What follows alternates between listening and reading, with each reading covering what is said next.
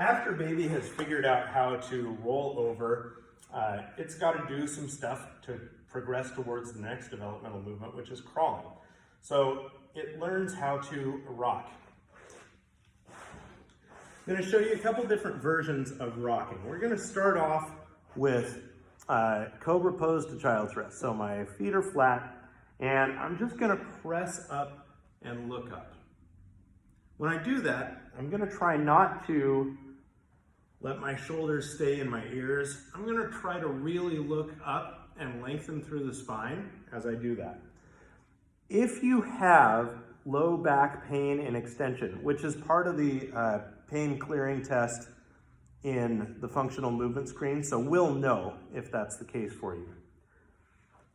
You're going to want to squeeze your glutes a little bit. So clamp the glutes down and then press up into extension. And those glutes will help stabilize things in the low back. If it's still painful, just make it a partial range of motion, but keep those shoulder blades down and back. So that's cobra pose. Baby's exploring what's around in its world. You can definitely do some prying side to side as well. That's definitely part of the developmental movement patterns that are taught by original strength. Then after I do cobra pose, I'm going to sit back into child's rest. Let my spine go into a little bit of flexion. So I've got some spinal flossing, some movement going on in my spine. Yes, we want the lumbar spine to be a stable joint segment under load. But we want it to be able to move around a little bit when it's not under load, so that the tissues get used to some movement happening in the lumbar spine. So I'm going to press into extension, sit back into child's rest, and get into some spinal flexion. And alternate back and forth there. Now the next progression of rocking, I'm going to pull my toes under. My knees are going to lift off when I press into extension into what's called up dog.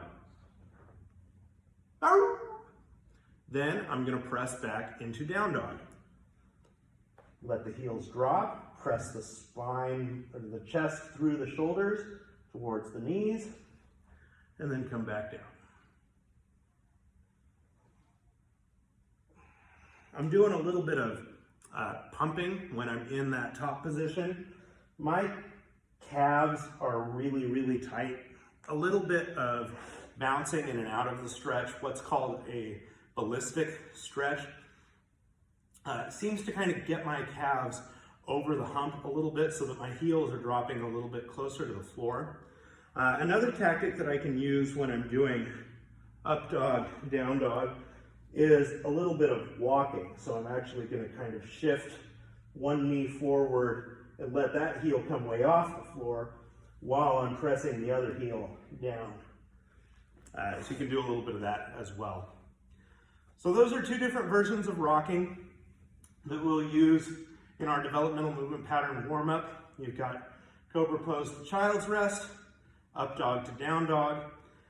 These are just ways to get used to moving the spine a little bit in an unloaded position and prepare you for the next phase, which is crawling.